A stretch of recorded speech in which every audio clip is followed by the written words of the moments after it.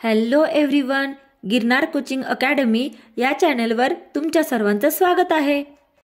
Police भरतीमधील पुढचा आपण paper बघणार आहोत, तर तो मुंबई शहर पोलीस आयुक्तालय 2023चा।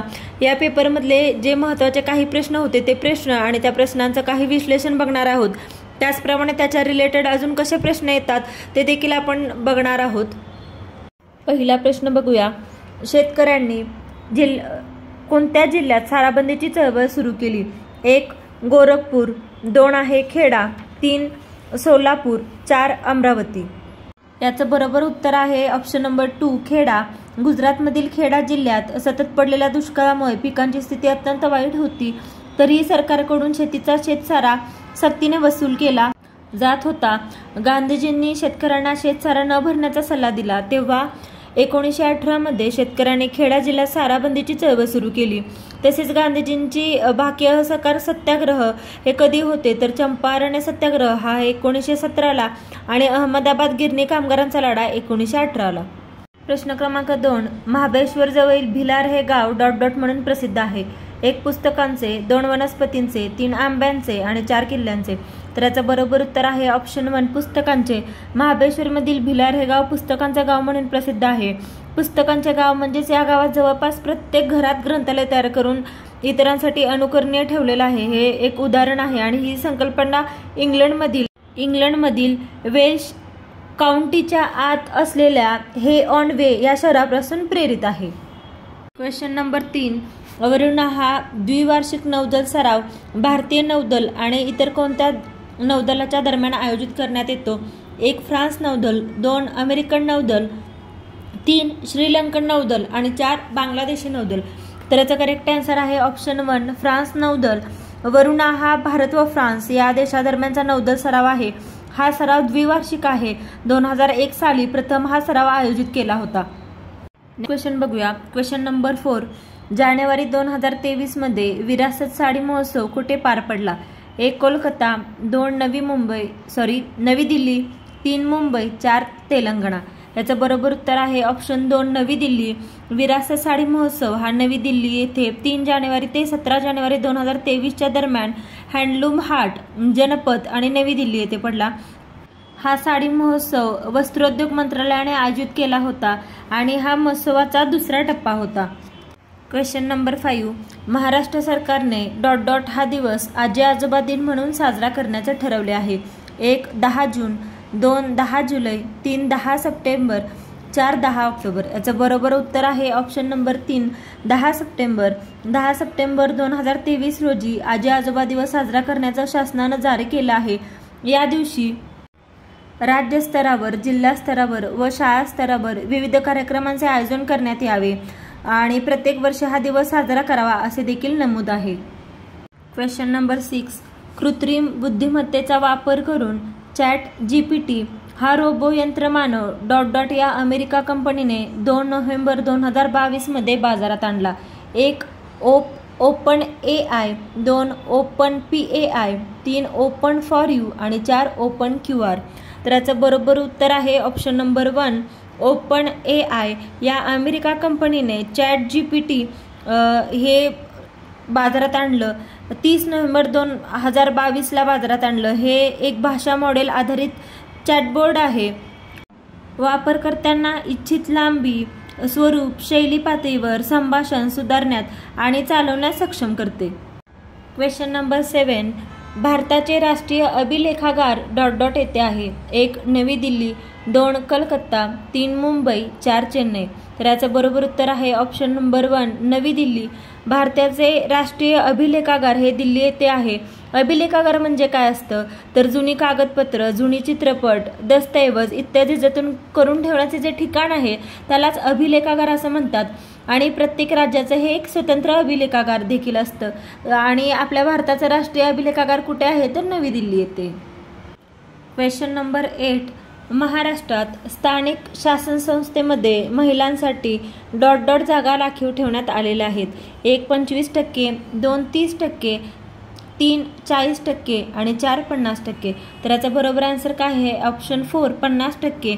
महाराष्ट्रातील स्थानिक शासन संस्थांमध्ये महिलांसाठी 50% जागा हा राखीव ठेवण्यात आलेल्या आहेत आंध्र प्रदेश, बिहार, छत्तीसगड, झारखंड, केरळ, महाराष्ट्र, ओरिसा, राजस्थान, त्रिपुरा आणि उत्तराखंड या राज्यात महिलांसाठी सदस्य आणि सरपंचांसाठी 50% आरक्षणासाठी कायदेशीर तरतूद ही केलेली आहे. Question number 9. संयुक्त राष्ट्रसंघाद्वारे 2023 हे वर्ष कोणते वर्ष म्हणून साजरे करण्यात येणार आहे? 1. महिला शेतकरी सन्मान वर्ष, 2. शैक्षणिक गुणवत्ता वृद्धी वर्ष, 3. मत्स्यपालन वर्ष आणि 4. भरडधान्य वर्ष. तर याचा करेक्ट आन्सर आहे ऑप्शन नंबर 4 भरडधान्य वर्ष. संयुक्त राष्ट्रद्वारे 2023 हे वर्ष आंतरराष्ट्रीय भरडधान्य वर्ष म्हणून साजरे करण्यात येणार आहे. संयुक्त राष्ट्राच्या आमसभेद्वारे हे वर्ष जाहीर झालं आहे आणि 70 देशांनी या गोष्टीला पाठिंबा दिला आहे. हे वर्ष भरडधान्य वर्ष लागू केल्यामुळे भरडधान्याबाबत जागरूकता आणि आरोग्याशी संबंधित धोरणे आखताना देशांना मदत होणार. Question number 10. 1 जानेवारी 2023 रोजी ... या देशाने युरो हे चलन स्वीकारले. 1 इराण, 2 इराक, 3 युक्रेन आणि 4 क्रोएशिया. तर याचा बरोबर आन्सर आहे ऑप्शन 4 1 जानेवारी 2023 रोजी क्रोएशियाने युरो हे चलन स्वीकारलं आहे. युरो झोनमध्ये सामील होणारा क्रोएशिया हा 27वा देश आहे आणि युरो चलन कधीपासून लागू झाले आहे तर ते 1 जानेवारी 1999 पासून हे युरो चलन हे लागू झालेलं आहे. Question number 11. जय जय महाराष्ट्र माझा गरजा महाराष्ट्र माझा या गीताला राज्यगीताचा दर्जा देण्यात आला आहे. सदर गीत कोणी लिहिले आहे? ऑप्शन 1 श्रीनिवास खळे, 2 शाहीर साबळे, 3 राजा बढे आणि 4 अमर साबळे. तर याचा करेक्ट आन्सर आहे ऑप्शन नंबर 3 राजा बढे. जय जय महाराष्ट्र माझा हे गीत राजा बढे यांनी लिहिलेलं आहे आणि हे गीत संगीतकार श्रीनिवास खळे यांनी स्वरबद्ध केलेलं आहे आणि या गीताचे गायक कोण आहेत तर ते आहेत शाहीर साबळे. 19 फेब्रुवारी 2023 पासून या गीताला राज्यगीताचा दर्जा दिला आहे. स्वतःचे राज्यगीत असणारे महाराष्ट्र हे 12वे राज्य आहे. Question number 12. खालीलपैकी मार्च 2023 मध्ये भारतीय रेल्वेच्या कोणत्या रेल्वे विभागाने त्यांच्या अंतर्गत असणाऱ्या 100% ब्रॉडगेज मार्गाचे विद्युतीकरण साध्य केले? 1 मध्य रेल्वे, 2 दक्षिण मध्य रेल्वे, 3 उत्तर रेल्वे, 4 दक्षिण किनारी रेल्वे. तर याचा करेक्ट आन्सर आहे ऑप्शन नंबर 1 मध्य रेल्वे. मध्य रेल्वेने सर्व ब्रॉडगेज मार्गावर म्हणजेच 3825 किलोमीटरवर 100% रेल्वे विद्युतीकरण साध्य केलं आहे. मध्य रेल्वेचा शेवटचा नॉन इलेक्ट्रिफाईड सेक्शन म्हणजे सोलापूर विभागातील ओरसा रोड लातूर रोडचे विद्युतीकरण शेवटी पूर्ण झाले.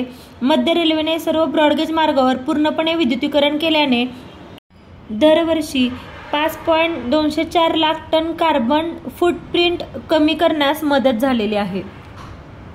Question number 13. 2023च्या जागतिक सुरक्षा परिषदेचे आयोजन कुठे करण्यात आले होते? 1 मुंबई, 2 बेंगळुरू, 3 दिसपूर, 4 जयपूर. तर याचा करेक्ट आन्सर आहे ऑप्शन नंबर 4 2023ची जागतिक सुरक्षा परिषद ही जयपूर येथे आयोजित करण्यात आली होती.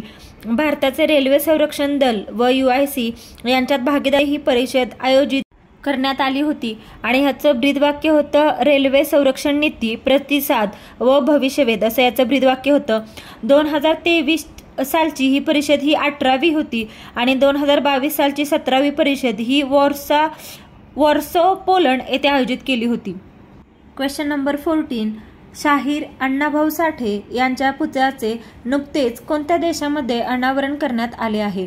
Option number 1 Russia, 2 Mexico, 3 Chile आणि 4 पेरू. तर याचा करेक्ट आन्सर आहे ऑप्शन नंबर 1 रशिया. लोकशाहीर अण्णाभाऊ साठे यांचे पुतळ्याचे अनावरण हे रशिया येथे करण्यात आले आहे.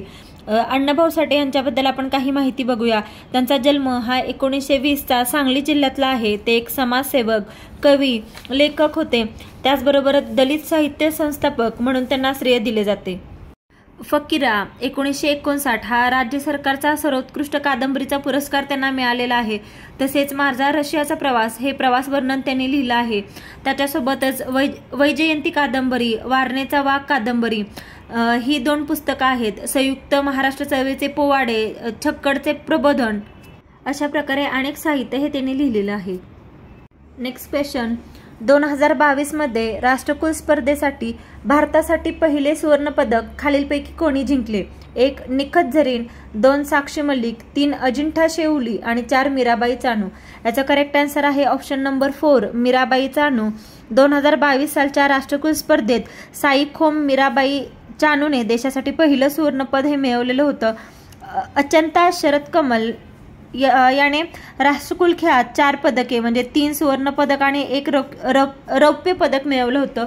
या राष्ट्रकुल स्पर्धेची स्थापना ही 28 एप्रिल 1949 रोजी झाली. याच्यामध्ये 54 देश हे सहभागी आहेत. Question number 16.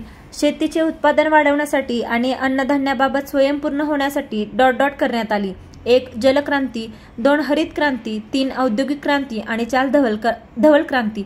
याचा करेक्ट आन्सर आहे ऑप्शन नंबर 2 शेतीचे उत्पादन वाढवण्यासाठी आणि अन्नधान्याबाबत स्वयंपूर्ण होण्यासाठी हरित क्रांती झाली. भारतात 1966 साली MS स्वामीनाथन व नॉर्मन बोरलॉग यांच्या प्रेरणेतून मेक्सिकोमधून गव्हाच्या बुटक्या वाणांची लागवड गंगेच्या खोऱ्यात केली गेली. अधिक उत्पादन देणारे बियाणे व जलसिंचनाच्या वाढत्या वापराद्वारे भारतातील अन्नधान्य उत्पादन वाढले. महाराष्ट्रातील हरित क्रांतीची सुरुवात ही महाराष्ट्राने तत्कालीन मुख्यमंत्री वसंतराव नाईक यांनी केली होती. Question number 17. खालीलपैकी महाराष्ट्रातील कोणत्या व्यक्तीने सर्वोच्च न्यायालयाचे सरन्यायाधीश पद हे भूषवले आहे? 1 प्रल्हाद गजेंद्र गडकर, 2 शरद बोबडे, 3 यशवंत चंद्रचूड, 4 लीला सेठ. याचा करेक्ट आन्सर आहे ऑप्शन नंबर 4 लीला सेठ यांनी हे सरन्यायाधीश पद हे भूषवलेलं आहे. आता हे सरन्यायाधीश पदाचे पहिले मानकरी कोण, पहिले सरन्यायाधीश कोण होते तर HJ कानिया होते. आणि 2023 मध्ये जे सरन्यायाधीश होते ते धनंजय चंद्रचूड जे की 50वे आहेत. Next question. पुढीलपैकी कोणत्या हक्काचा समावेश हा मानवी हक्कामध्ये होत नाही? 1 रोजगाराचा हक्क, रोजगाराचा अधिकार, 2 माहितीचा अधिकार, 3 बालकांचे अधिकार, 4 समान कामासाठी समान वेतन. याचा करेक्ट आन्सर आहे ऑप्शन नंबर 2 माहितीचा अधिकार. याचा समावेश हा मानवी हक्कांमध्ये समाविष्ट होत नाही. काम करण्याचा हक्क, मुलांचे हक्क आणि समान कामासाठी समान वेतन याचा समावेश हा 21व्या शतकातील मानवी हक्कांच्या सार्वत्रिक घोषणापत्रात करण्यात आलेला आहे. Question number 19. भारताने डॉट डॉटच्या नेतृत्वाखाली विश्वचषक क्रिकेट स्पर्धा जिंकली होती. 1 सुनील गावस्कर, 2 कपिल देव, 3 सय्यद किरमाणी, 4 संदीप पाटील. याचा करेक्ट आन्सर आहे ऑप्शन 2 भारताने 1983 साली कपिल देव यांच्या नेतृत्वाखाली विश्वचषक क्रिकेट स्पर्धा जिंकली. 1983च्या विश्वचषकाचा सामना हा भारत आणि वेस्ट इंडिज या देशादरम्यान झाला होता. 1983च्या अंतिम सामना भारताने 43 धावांनी वेस्ट इंडिजला पराभूत करून जिंकला होता. आणि 1983च्या विश्वचषकात सर्वाधिक धावा डेव्हिड गॉवर यांनी इंग्लंड 384 धावा आणि सर्वात जास्त बळी हे रॉजर बिन्नी जे की भारताचे होते त्यांनी 18 बळी सर्वात जास्त घेतले होते. Question number 20. चुकीची जोडी ओळखा. माथेरान थंड हवेचे ठिकाण, 2 ताडोबा लेणी, 3 कोल्हापूर देवस्थान, 4 अजिंठा जागतिक वारसा स्थळ. याचा करेक्ट आन्सर आहे ऑप्शन नंबर 2 ताडोबा लेणी हे चुकीचं जोडी आहे. ताडोबा हे काय आहे तर हे लेणी नाही, हा एक व्याघ्र प्रकल्प म्हणून आहे, त्यामुळे 2 हे विधान चुकीचं आहे. ताडोबा व्याघ्र प्रकल्प हा ताडोबा अंधारी व्याघ्र प्रकल्प म्हणून देखील ओळखला जातो कारण यात ताडोबा राष्ट्रीय उद्यान व अंधारी अभयारण्य हे समाविष्ट आहे. ताडोबा हे महाराष्ट्रातील सर्वात जुनं राष्ट्रीय उद्यान असून त्याचं क्षेत्र हे 623 चौरस किलोमीटर आहे. माथेरान हे थंड हवेचे ठिकाण रायगड जिल्ह्यातील आहे आणि तेथे टॉय ट्रेन प्रसिद्ध आहे. कोल्हापूरचं महालक्ष्मी मंदिर प्रसिद्ध आहे आणि अजिंठा वेरूळला जागतिक वारसा दर्जात असतं. Question number 21. इसवी सन 1974 साली भारताने डॉट डॉट या ठिकाणी अणुचाचणी केली. 1 श्रीहरिकोटा, 2 तुंबा, 3 पोखरण आणि 4 जैतापूर. याचा करेक्ट आन्सर आहे ऑप्शन नंबर 3 भारताने 18 मे 1974 पहिली अणुचाचणी ही पोखरण जे की राजस्थानमध्ये आहे या ठिकाणी घेतली होती. या पहिल्या अणुचाचणीचे सांकेतिक नाव आणि बद्द हसला असं होतं. या चाचणीवेळी भारताच्या पंतप्रधान इंदिरा गांधी या होत्या. भारताने या चाचणीनंतर 11 मे 1998 रोजी 3 अणुचाचण्या व 13 मे रोजी 2 अणुचाचण्या घेतल्या. Question number 22. महाराष्ट्रात तयार होणाऱ्या लाकडी बाहुलीला डॉट डॉट म्हणतात. 1 ठकी, 2 काली चंडिका, 3 गंगावती, 4 चंपावती. याचं करेक्ट आन्सर आहे ऑप्शन नंबर 1 महाराष्ट्रात तयार होणाऱ्या बाहुलीला ठकी असं म्हणतात. ठकी हे लहान मुलींचं खेळणं आहे आणि कर्नाटक राज्यात सर्वाधिक लाकडी खेळणी ही बनवली जातात. Question number 23. भारतातील पहिला वेस्ट टू हायड्रोजन प्रकल्प खालीलपैकी कोणत्या शहरात उभारला जाणार आहे? 1. अहमदाबाद, 2. मुंबई, 3. दिल्ली, 4. पुणे. याचं करेक्ट आन्सर आहे ऑप्शन नंबर 4. भारतातील पहिला वेस्ट टू हायड्रोजन प्रकल्प पुणे येथे स्थापित केला गेला आहे. पुणे शहरात महानगरपालिकेकडून हा प्रकल्प सुरू करण्यात आला. महानगरपालिकेने द ग्रीन बिलियन्स लिमिटेड या कंपनीशी 30 वर्षासाठीचा करार केलेला आहे. यात 350 टन कचऱ्यापासून हायड्रोजन निर्मिती ही केली जाणार आहे. Question number 24. Doctor N Gopinath यांच्या नेतृत्वाखाली भारतात या शहरात पहिली ओपन हार्ट शस्त्रक्रिया यशस्वी झाली. 1. चेन्नई, 2. वेल्लूर, 3. हैदराबाद, 4. मुंबई. याचा करेक्ट आन्सर आहे ऑप्शन नंबर 2. भारतात वेल्लोर या शहरात पहिली ओपन हार्ट शस्त्रक्रिया ही डॉक्टर एन गोपीनाथ यांच्या नेतृत्वाखाली पार पडली. Thank you for watching. Please व्हिडिओला लाईक करा, शेअर करा, कमेंट करा आणि चॅनेलला सबस्क्राईब करायला विसरू नका. आणि अशा प्रकारचे कोणत्या टॉपिकवरचे व्हिडिओ तुम्हाला पाहायला आवडतील ते कमेंट करून नक्की सांगा.